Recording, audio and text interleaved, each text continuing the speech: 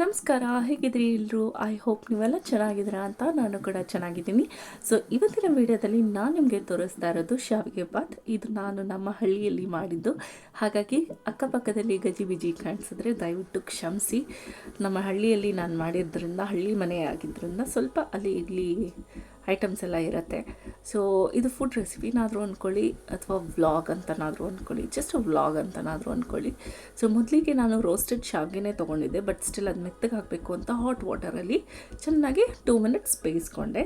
ಹಾಗೆ ನಮ್ಮ ಅಜ್ಜಿ ಒಗ್ಗರಣೆಗೆ ಅಂತ ಎಲ್ಲ ರೆಡಿ ಮಾಡಿ ಇಟ್ಟಿದ್ದರು. ಕಡಲೆಬೇಳೆ, ಉದ್ದಿನಬೇಳೆ, ಕಡಲೆ ಬೀಜ, ಶಾವಿಗೆ ಮತ್ತು ಈರುಳ್ಳಿ ಮತ್ತು ಟೊಮ್ಯಾಟೊ, ಮೆಣಸಿನ್ಕಾಯಿ, ಕರಿಬೇವು ಎಲ್ಲ ರೆಡಿ ಮಾಡಿ ಇಟ್ಕೊಂಡಿದ್ದೆ. ಸೊ ಮೊದಲಿಗೆ ನಾನು ಎಣ್ಣೆನ ಹಾಕಿ ಶಾವಿಗೆನ ಹಾಕಿ, ಶಾವಿಗೆ ಸಿಡಿದ ನಂತರ ಕಡಲೆಬೇಳೆ, ಉದ್ದಿನಬೇಳೆನ ಹಾಕಿ, ಕಡಲೆ ಬೀಜನ ಹಾಕಿ ಹುರ್ಕೋಬೇಕು. ಈಗ ನೋಡ್ತಿದ್ದೀರಲ್ಲ ನೀವು ವಿಡಿಯೋದಲ್ಲಿ ಹಾಗೆ.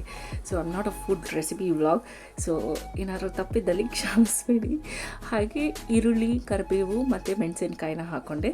ಸೊ ಈರುಳ್ಳಿ ಫ್ಲೇವರ್ ಹೋಗಬೇಕು ಅಂದರೆ ಹಸಿ ವಾಸನೆ ಹೋಗಿ ಅದು ಚೆನ್ನಾಗಿ ಬೇಯಬೇಕು. ಅದ ನಂತರ ಸಾಲ್ಟನ್ನು ಹಾಕ್ಕೊಂಡೆ. ಹಾಗೆ ಇದೆಲ್ಲ ಈರುಳ್ಳಿ ಎಲ್ಲ ಬೆಂದ ಮೇಲೆ ಟೊಮೆಟೊನ ಹಾಕ್ಕೋಬೇಕು. ಟೊಮೆಟೊ ಜೊತೆಗೆ ಅರಿಶಿನ ಪುಡಿನೂ ಹಾಕ್ಕೊಂಡಿದ್ದೆ.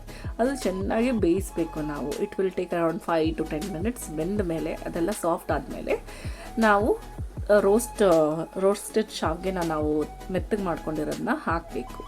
ಅದನ್ನು ಹಾಕಿ ಚಿತ್ರಾನ್ನ ಕಲಿಸ್ತಾ ಹಾಗೆ ಕಲಸಿ ಗಾರ್ನಿಷ್ ಮಾಡಬೇಕು. ಕೊರಿಯಾಂಡರ್ ಲೀವ್ಸಲ್ಲಿ ಗಾರ್ನಿಷ್ ಮಾಡಿ ಒಂಚೂರು ಲೆಮನ್ ಜ್ಯೂಸನ್ನ ಹಾಕಿ ರೆಡಿ ಮಾಡಿ ತಿಂದರೆ ಅಷ್ಟೇ ಟೇಸ್ಟಿಯಾಗಿರುತ್ತೆ. And this is one of my favourite recipes. I hope you like this video. Thank you so much. Bye.